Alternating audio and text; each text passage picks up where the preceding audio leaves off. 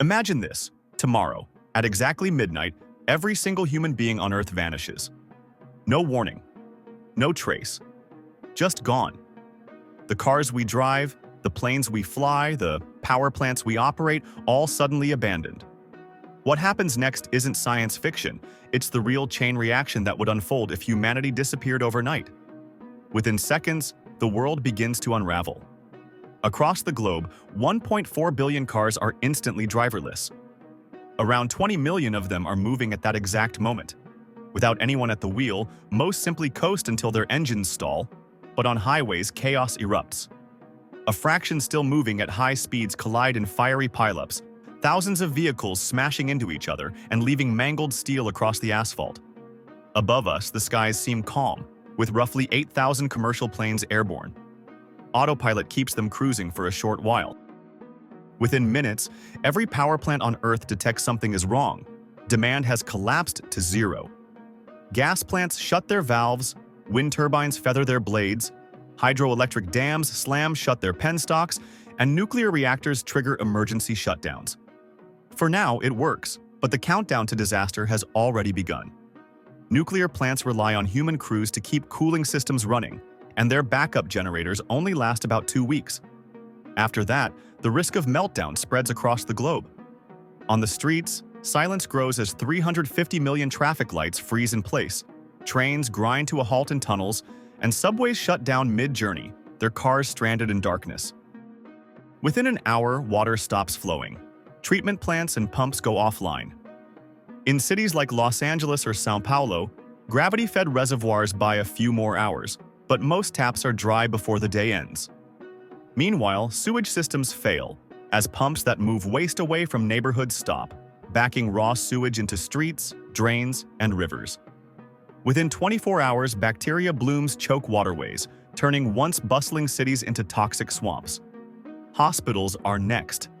Backup generators keep machines alive for 48 to 72 hours at most, but then ventilators, incubators, and life support systems all shut down. By the second day, silence has reached even the world's most advanced medical facilities. By the first day, the silence is everywhere. Refrigerators warm, freezers thaw, and in every home food begins to rot. The smell of spoiled meat and mold spreads through abandoned kitchens. Billions of pets suffer first. Over 900 million dogs and 600 million cats worldwide grow hungry and dehydrated. Some escape homes, some starve. In rural areas, dogs band into feral packs, while cats take to the streets, hunting birds and rodents. But the wild wastes no time stepping in. Deer wander through shopping malls, monkeys pry open apartment windows in Asia, and birds reclaim suburban feeders. On farms, the collapse is brutal. Nearly 30 billion chickens, 1.7 billion cattle, and 1.5 billion sheep depend entirely on human feeding systems. Within 5 days, most are dead, from thirst, hunger, or crushing stampedes in barns. Third day, gas pipelines rupture. Without maintenance, leaks ignite, and fires spread across California, Siberia, Australia, and the Amazon. Smoke fills the skies for weeks, unchecked by firefighters. Coastal defenses fail as well. In Bangladesh and the Netherlands, seawalls collapse and farmland drowns. In New York, East River tunnels flood, submerging huge sections of the subway. By the end of the first week, plants begin reclaiming cities. Roots push through sidewalks, clover carpets freeway medians, and in Johannesburg, wild aloes bloom along abandoned highways. Offshore, oil rigs fail, leaking crude into oceans and creating slicks visible from space. Meanwhile, satellites orbiting Earth face their own countdown. Without ground commands, smaller satellites begin tumbling within months. The International Space Station holds out longer, about 2 years, before drag finally pulls it into the atmosphere. After 1 month, steel begins to rust. Paint on bridges like the Golden Gate peels away, exposing raw iron to salty air. Concrete dams develop hairline cracks as rebar swells and corrodes. Rivers and lakes turn green with algae, killing millions of fish as oxygen levels plummet. In the Gulf of Mexico, oxygen dead zones spread by 30%. Solar farms are buried in dust. Wind turbines seize and collapse in storms. The renewable energy revolution dies quietly without anyone left to tend it. At 6 months, nature takes command. Forests creep into abandoned farmland. Oak and maple seedlings cover the U.S. Midwest. Pine and birch sprout across Eastern Europe. Predators follow. Wolves and coyotes prowl empty suburbs. Bears raid backyards. And in Australia, feral cats and foxes wipe out small mammal populations. Even the oceans begin to heal. Coral reefs freed from human interference recover. Fish populations rebound. And ecosystems slowly stabilize. By the end of the first year, the human world visibly unravels. Skyscrapers lose their glass windows, shredded by storms. Steel frames groan with rust. Entire buildings collapse. Reykjavik's geothermal pumps fail, flooding basements with boiling water.